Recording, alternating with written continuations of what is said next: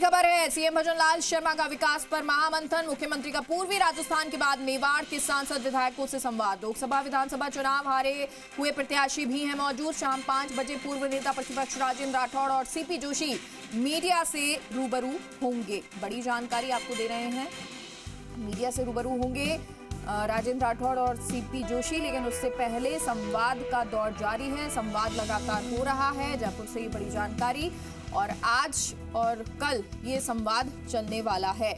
और अभी तक अगर बात करें, कोटा और भरतपुर संभाग की चर्चा हो चुकी है, बैठक हो चुकी है, तो वहीं पूर्वी राजस्थान के बाद अब मेवाड़ के एमपी एमएलए से संवाद चल रहा है। और देखिए, क्योंकि आने वाले वक्त में विधानसभा चलने वाली है, यानी कि अब 1 सितंबर से सत्र चलेगा, लेकिन उससे पहले क्या कुछ तैयारियां हैं, क्या योजनाएं धरातल पर है, उन तमाम चीज़ों को लेकर संवाद हो रहा है। और बाबूलाल हमारे साथ सहयोगी इस खबर पर जुड़े हैं। बाबूलाल, क्या कुछ जानकारी? पूर्वी राजस्थान या कहीं भरतपुर संभाग की चर्चा हो चुकी है, कोटा की चर्चा हो चुकी है, क्या कुछ इस चर्चा में रहा? और अब क्या मेवाड़, वागड़, वहां की चर्चा शुरू हो गई है, बैठक शुरू हो गई है?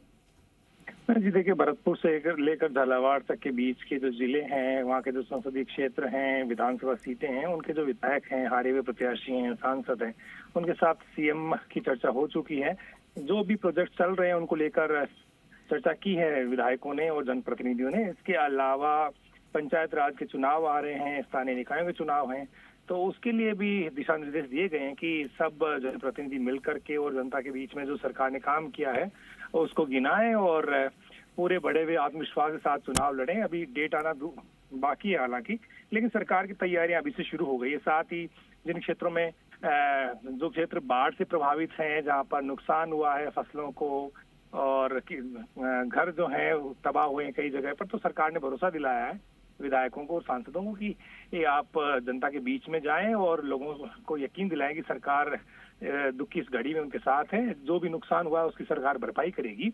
इस वक्त जो है वो मेवाड़ के जो सांसद विधायक हैं वो सीएमआर में मौजूद हैं, उनके साथ में चर्चा का दौर चल रहा है।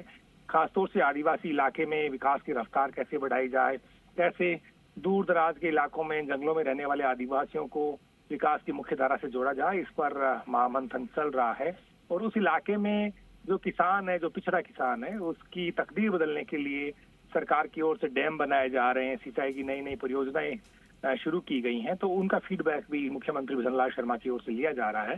तो एक एक कर सब से बारी बारी से मुख्यमंत्री संवाद कर रहे हैं और इसके बेहतर नतीजे आने वाले दिनों में दिखेंगे। जब विधानसभा सत्र होगा तब पूरी तैयारी के साथ विधायक आएंगे भी और विपक्ष के तमाम सवालों का जवाब देने के लिए भी उनमें आत्मविश्वास बढ़ेगा।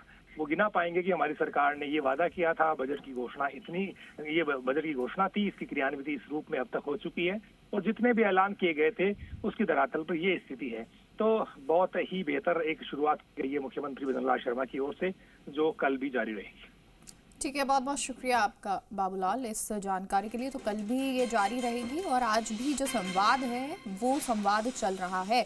योजनाओं को लेकर ये संवाद हो रहा है। ये संवाद हो रहा है कि आखिर अगर समस्याएं आ रही हैं तो उसके निस्तारण हो और सीधे मुख्यमंत्री तक जो बातें हैं या समस्याएं हैं वो पहुंच सके।